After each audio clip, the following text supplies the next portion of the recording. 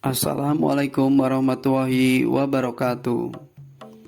Jumpa lagi dengan saya Rokma Kurnianto, CGP Angkatan 5, SD Negeri Batursari 3, Kecamatan Meranggen, Kabupaten Demak. Kali ini saya akan menyampaikan koneksi antar materi modul 2.3 coaching untuk supervisi akademik. Kita awali dengan pengertian coaching. Coaching merupakan sebuah proses kolaborasi yang berfokus pada solusi, berorientasi pada hasil dan sistematis, di mana coach memfasilitasi peningkatan atas performa kerja, pengalaman hidup, pembelajaran diri, dan pertumbuhan pribadi dari coachee. Grant tahun 1999. Kemudian 3 prinsip dalam pelaksanaan coaching. Yang pertama adalah kemitraan, yaitu membangun kesetaraan antara coach dan coachee. Tidak ada yang lebih tinggi atau lebih rendah di antara keduanya. Kesetaraan dapat dibangun dengan cara menumbuhkan rasa percaya diri kita dan rendah hati. Kemudian yang kedua adalah proses kreatif, memicu proses berpikir coachee, memetakan dan menggali situasi coachee untuk menghasilkan ide-ide baru. Dan yang terakhir, memaksimalkan potensi dan memberdayakan rekan sejawat. Percakapan perlu diakhiri dengan suatu rencana tindak lanjut yang diputuskan dan kesimpulan yang dinyatakan oleh coachee. 4 paradigma berpikir coaching. Pertama, fokus pada coachee, rekan yang akan dikembangkan. Kemudian, yang kedua, bersikap terbuka dan memiliki rasa ingin tahu. Ketiga, memiliki kesadaran diri yang kuat. Dan yang keempat, mampu melihat peluang baru di masa depan. Dalam melaksanakan proses coaching, kita dapat menggunakan alur tirta. Alur tirta yang pertama adalah T, yang berupa tujuan umum, menanyakan tujuan yang ingin dicapai oleh coachee. Yang kedua, identifikasi.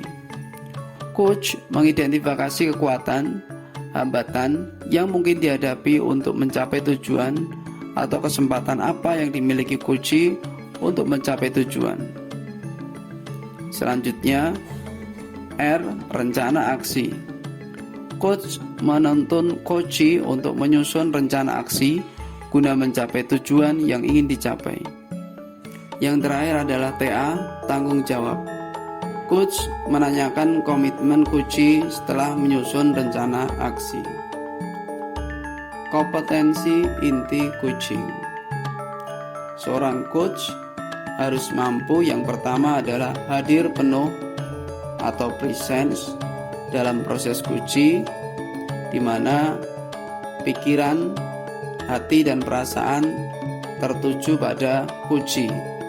Yang kedua adalah mendengarkan aktif, yaitu mendengarkan dengan seksama apa yang disampaikan oleh coachee, sehingga kita mendapat kata kunci yang bisa kita gunakan sebagai pertimbangan dalam mengajukan pertanyaan-pertanyaan yang berbobot. Yang terakhir adalah mengajukan pertanyaan-pertanyaan yang berbobot, yaitu memberikan pertanyaan kepada coachee dengan pertanyaan-pertanyaan yang mampu menstimulus atau merangsang sang coachee untuk menemukan ide-ide baru atau jalan keluar dari permasalahan yang sedang dia hadapi. Koneksi antar materi. Dalam modul 2, kita telah mempelajari pembelajaran berdiferensiasi, pembelajaran sosial emosional, coaching untuk supervisi akademik, di mana ketiga materi tersebut saling berhubungan dan saling terkait. Pembelajaran sosial emosional sangat dibutuhkan dalam proses pembelajaran berdiferensiasi dan proses coaching untuk supervisi akademik. Sedangkan kemampuan guru dalam melakukan proses coaching itu sangat mendukung terhadap proses pembelajaran berdiferensiasi. Peran saya sebagai coach di sekolah dan keterkaitannya dengan materi sebelumnya di paket modul 2. Dalam mewujudkan pembelajaran berdiferensiasi, seorang guru harus memiliki kemampuan untuk menjadi coach. Fungsi dan tujuan pembelajaran berdiferensiasi adalah memenuhi kebutuhan belajar setiap murid sehingga setiap murid dapat berkembang secara optimal. Untuk mengembangkan potensi murid, keterampilan menjadi coach sangatlah relevan dengan fungsi pembelajaran berdiferensiasi. Keterampilan tersebut sangat berguna dalam memberi stimulus kepada murid melalui kehadiran penuh, mendengarkan aktif, dan mengajukan pertanyaan berbobot kepada murid. Murid dilatih untuk menemukan jalan keluar sendiri atas masalah yang dihadapi. Seorang coach yang baik harus memiliki kompetensi sosial emosional. Guru dituntut untuk memiliki kesadaran diri, manajemen diri, kesadaran sosial, keterampilan berelasi, serta mampu mengambil keputusan yang bertanggung jawab. Dengan kompetensi tersebut, diharapkan seorang guru lebih berdaya dalam menyikapi keberagaman kebutuhan belajar murid.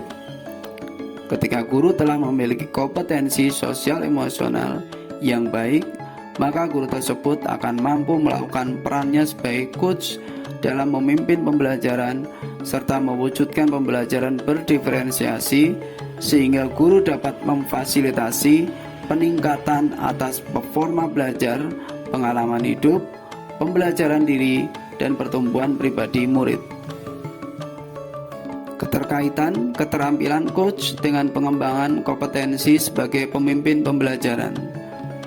Sesuai arti dari coaching itu sendiri, yang artinya adalah sebuah proses kolaborasi yang berfokus pada solusi, berorientasi pada hasil dan sistematis, di mana coach memfasilitasi peningkatan atas performa belajar, pengalaman hidup, pembelajaran diri, dan pertumbuhan pribadi dari coachee. Maka keterampilan coach sangat diperlukan sebagai seorang pemimpin pendidikan. Sebagai seorang pemimpin pembelajaran, dengan keterampilan coaching, guru akan terlatih untuk lebih fokus mengembangkan kemampuan murid untuk memberdayakan dirinya sendiri dalam menemukan jalan keluar atas hambatan yang mereka alami.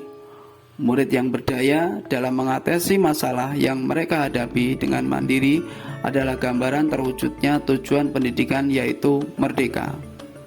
Sekian, terima kasih. Salam guru penggerak, guru bergerak Indonesia maju. Wassalamualaikum warahmatullahi wabarakatuh.